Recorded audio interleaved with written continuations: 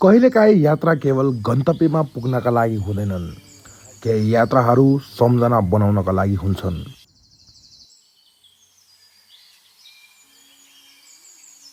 आज हामी निस्किएका छौँ दोलखातिर, जहाँ भेटिन्छन् शान्ति, आस्था र परिवारसँग बिताइने अमूल्य समय।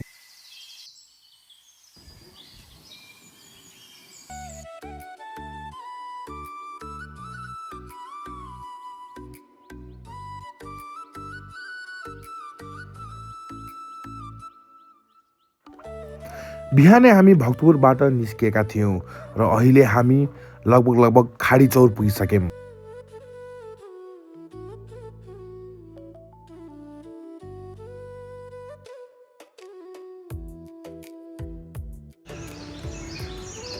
अहिले चाहिँ हामी खाडी चौर आइपुगिसकेका छौँ होइन। अहिले चाहिँ चार्जमा राखिरहेको छ भने म चाहिँ अहिले यता यसो वरिपरि घुम्न आइरहेको छु। एकदम राम्रो दृश्य छ। बिहानको अराउन्ड 6 बजिरहेको छ र एकदम जाडो पनि छ होइन। यो ठाउँमा हुस्सु लागिरहेको छ र पानी पनि परेको छ, जसले गर्दाखेरि चाहिँ एकदम चिसो पनि छ। सो अब यहाँ एकछिन 15 मिनट जति चार्ज गरेर चाहिँ हामी यहाँबाट फेरि निस्किन्छौँ दोलखाको लागि।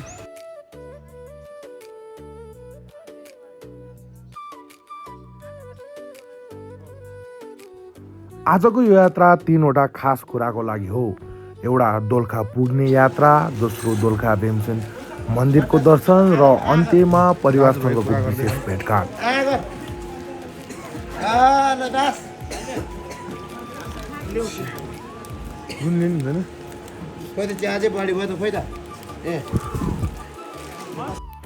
खाडी चौरबाट दोलखातिर जाँदा बाटो झन् रमाइलो हुँदै जान्छ। घुमाउरो सडकहरू, हरिया पहाडहरू र बीचमा लागेका हुस्सुहरू, जसले गर्दा यो यात्रा झन् रोमाञ्चक बनाइदिन्छ।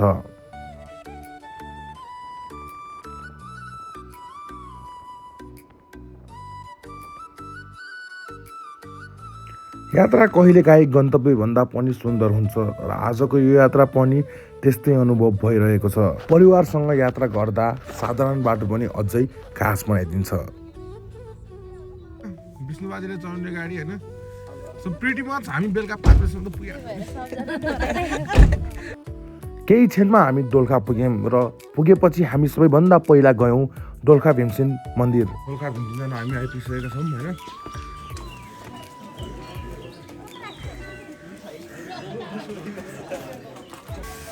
यो मन्दिर दोलखाको सबैभन्दा प्रसिद्ध र ऐतिहासिक धार्मिक स्थल मध्ये एक हो।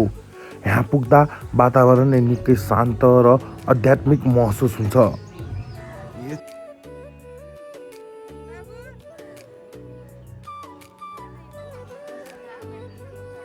फाइनली अब चाहिँ दोलखा भीमसेनको नि दर्शन गर्यो होइन। सबजनाले दर्शन गरिसक्यो, सबजना कथा भएर बसिरहेको छन् होइन। यताउति चारैबारी भएर दर्शन नि गरिसक्यो। अब यहाँबाट हामी कता जान्छौँ मम्मी? दिदीकोमा।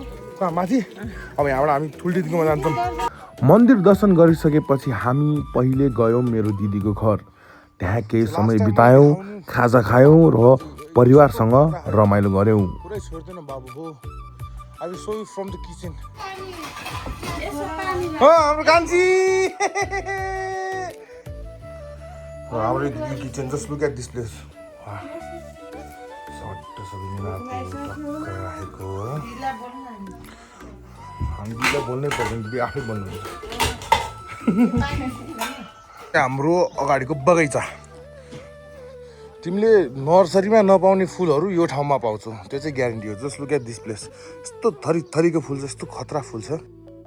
यो घरको सबैभन्दा राम्रो कुरा भनेको यहाँको ठुलो बगैँचा थियो। हरियालीले भरेको, शान्त र निकै रमाइलो ठाउँ। पहिले हामी दिदीकोमा बस्यौँ र त्यसपछि हामी लाग्यौँ आजको मुख्य ठाउँतिर।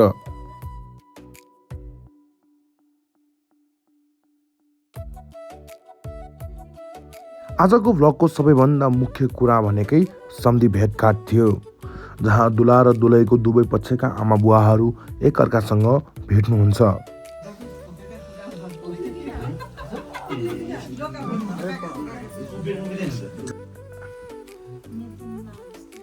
आज चाहिँ हामी मिटिङ लागेको जस्तो गर्नु गइरहेको छौँ सम्झी भेटघाट होइन यसको लागि नै हामी उहाँदेखि यहाँसम्म बिहानको 3 बजे भनेर 4 बजी हिँडेका थियौँ। आजको समयमा सम्झी भेटघाट जस्तो कुरा निकै नै दुर्लभ बन्दै गइरहेको छ। तर यो हाम्रो संस्कृतिको एउटा निकै नै सुन्दर परम्परा हो जहाँ दुल्हा दुल्हनका दुवै परिवारहरू एकअर्कासँग भेट्छन्, कोसेली र माया बाँडिन्छ र केही समय सँगै बिताइन्छ।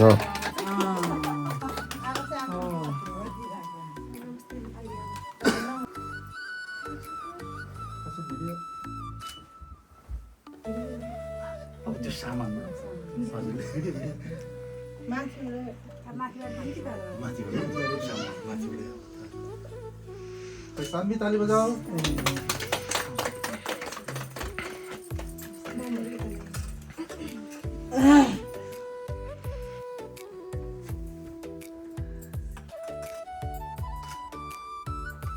लक्ष्मी बुझ्यौ नि बिहान त दिदीको घर टाढा भयो भने होइन कस्तो छ त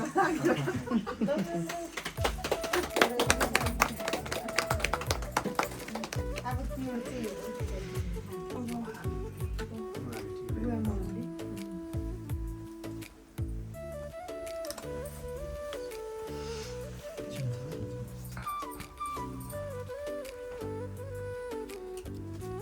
अब त बोर्का झिकिनु हुन्छ होला।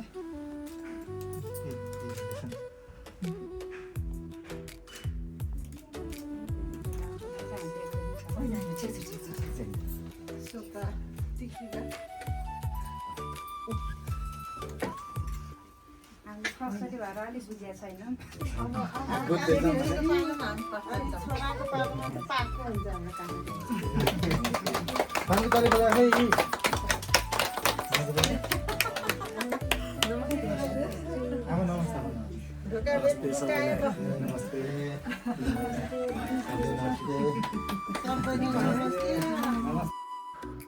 र त्यसपछि हामी सबै रुफटपमा गयौँ जहाँ केही फोटोहरू खिचियो, केही हाँसो र केही रमाइलोका क्षणहरू क्याप्चर गरियो।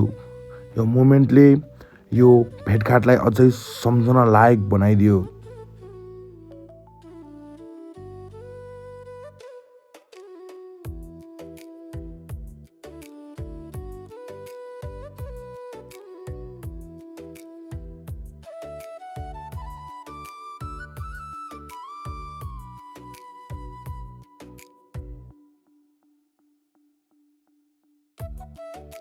दोलखासम्मको यो यात्रा दोलखा भीमसेन मन्दिरको आस्था, परिवारसँगको न्यानो भेट र बिस्तारै हराउँदै गएको सम्झी भेटघाट जस्तो सुन्दर परम्परा सबै कुरा मिलेर आजको दिनलाई केवल एउटा यात्रा होइन, जीवनभर सम्झिरहने एउटा मिठो याद बनाइदियो।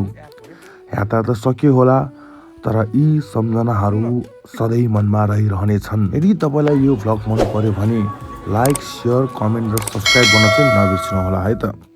फेरि भेटौँला अर्को भिडियोमा।